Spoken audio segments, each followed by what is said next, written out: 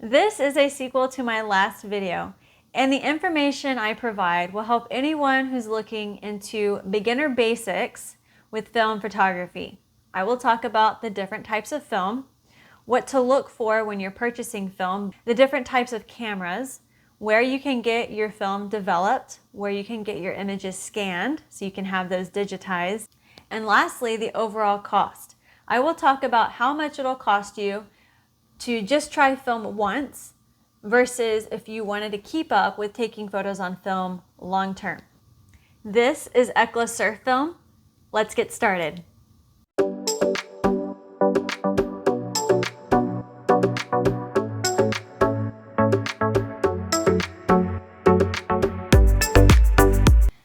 Let's first talk about the different types of film formats. It's important that you know what these numbers are on the outside of the film as you're purchasing them, so you know you're getting the correct one for your camera.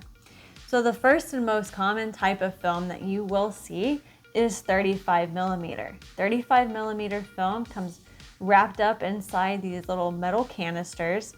And this is the type of film that I remember seeing as a child when I was growing up. I remember my mom finishing a roll of film and then the film going into the canister. It's kind of like the holding cell for the film. And she would give this canister to the photo developer, that 1 hour photo lab at CVS or Walgreens. And then 2 or 3 weeks later, we'd come back and we'd walk up to the counter and give them our last name. And then they'd hand us this, and our photos would be printed and developed sitting inside of this packet, and then the negatives would be sitting in something like this, where they're all kind of wrapped up in these little sheets with all the negatives. The other type of film format that I don't have because I don't shoot on it, it's called 120 millimeter. It's also known as medium format. And if you've ever seen a Polaroid photo where it's that rectangular shape, it's very similar to that size, the film type. It has like a rectangular shape to it, and it usually only has 12 exposures on the roll. And the reason why 35 millimeter is a lot more common is because it's easier to handle. You get more exposures out of this. 35 millimeter usually has anywhere from 24 to 36 shots, whereas the 120 has only 12. But I have seen some really incredible medium format photos out there. So if you are someone who gets into film photography, you really love it, and you want to continue on with it, I will suggest experimenting with medium format. You just have to have the correct camera for it.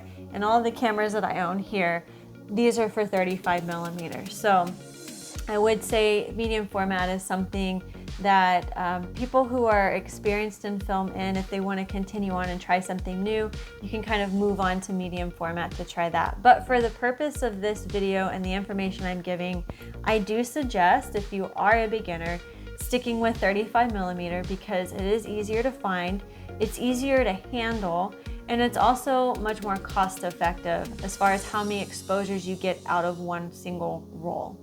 Let's talk about the different types of 35 millimeter film. There are a few available out there, and I'll show you the ones that I suggest. So first off, you will see 35 millimeter that is color negative, and it will be listed as color negative on the roll, and it will tell you the processing chemical for it. So if you look closer onto the roll, it'll say process C41. C41 is the chemistry that's used to develop the film. So C41 is color negative. That's how you know if it's a color negative film. It's labeled C41. Another type of film is black and white. And this will tell you on the outside of the box or the canister whether the film is black or white or color negative. And so if you just look closely right here, it'll show black and white negative film. Okay, so as you're purchasing film, you want to make sure, are you purchasing color negative or black and white film? There's another type of film that can be a little confusing with color negative because it is a color film, and it is called color reversal film. And I have a roll of this here. I've actually had it for a while, and I am just waiting to shoot on it because I'm excited to use it. I've never used this type of film before, and I actually don't have the chemistry for it because this chemistry requires E6, whereas color negative is C41.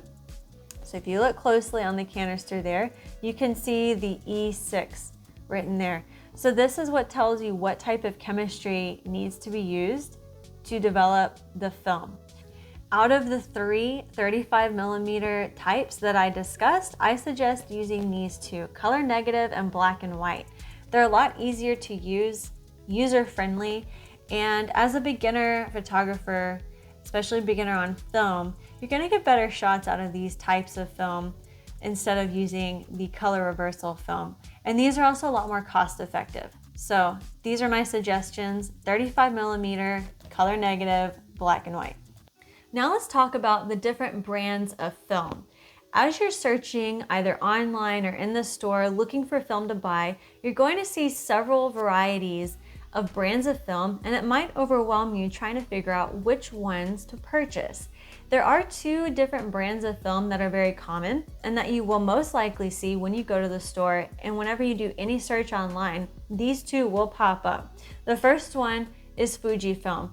Fujifilm is a very common film, specifically this one, Fujifilm Fujicolor, set at 200, and then also Kodak Gold at 200. These are the very common films that I find whenever I'm doing searches online, and these are the films that I liked to start off with whenever I just got into film photography because of the cost effectiveness, and they were very easy to shoot on. So I did specifically use these also when I was experimenting with different lightings and scenes.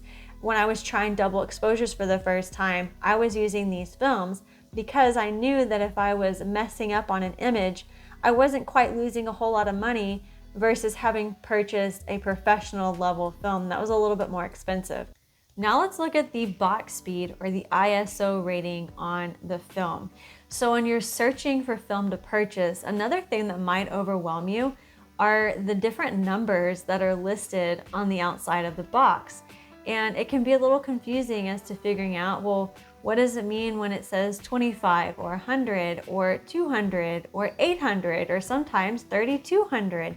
What do all these numbers mean?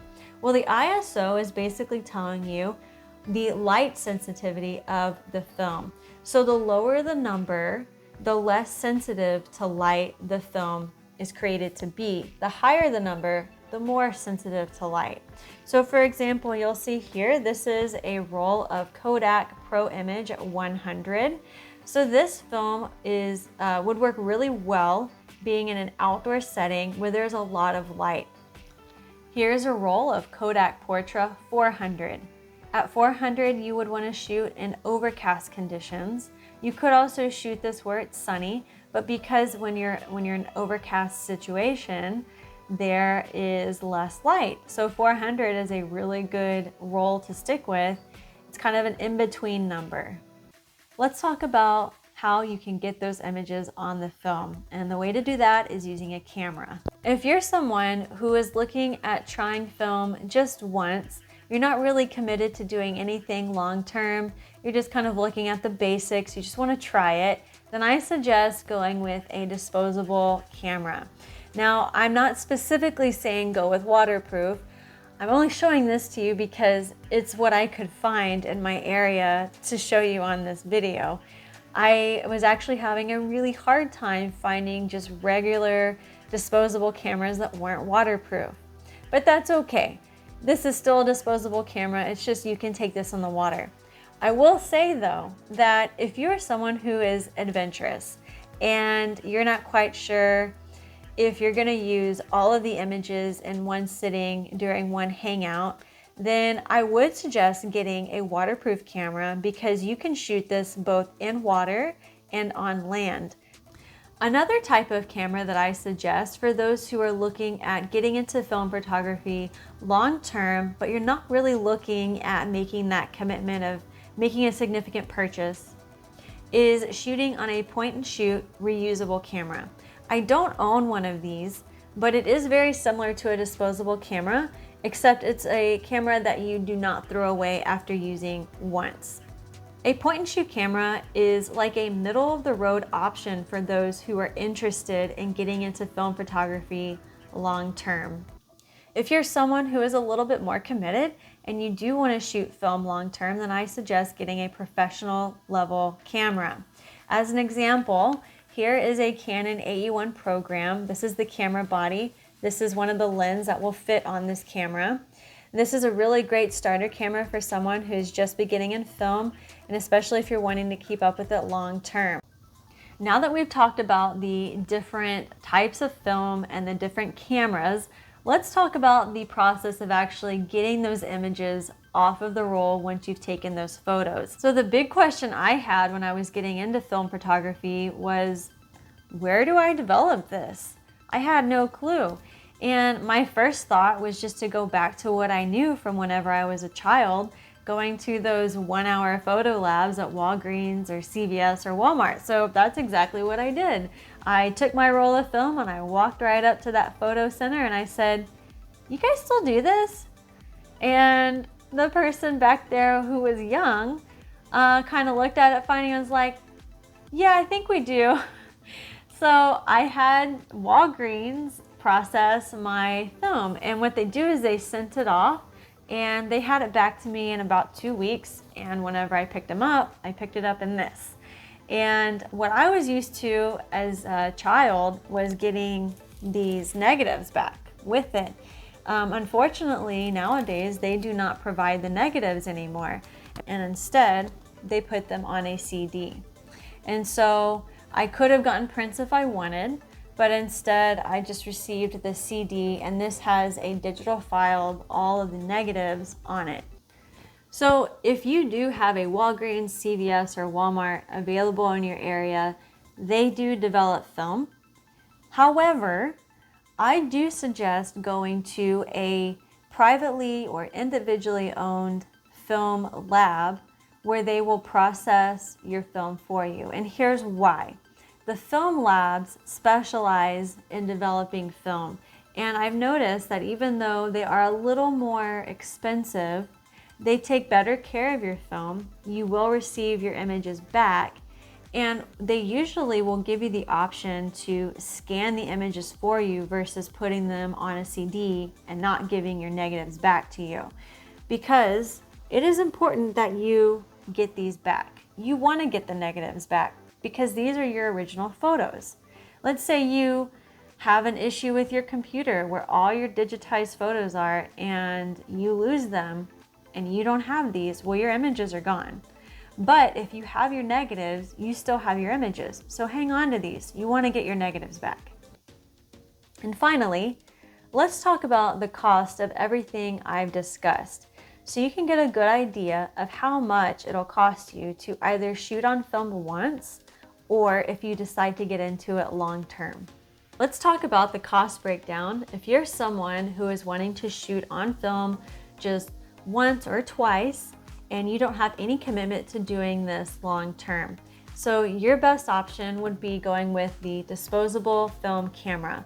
The overall cost of a film camera will really be determined based on where you live and the different types of stores that are available in your area. So I was able to find this at Walmart, and the total cost of it with tax was about $16. So the price marked for this camera was $14.88, which is pretty reasonable for a film camera such as this, especially one that's waterproof. If you aren't interested in purchasing a waterproof camera and you want to just get a regular disposable camera, I've seen cameras priced as anywhere as low as $10 to $30. And it really depends on where you live and really how much money you're willing to spend on the cameras. You can find them in person, but you can also find them online.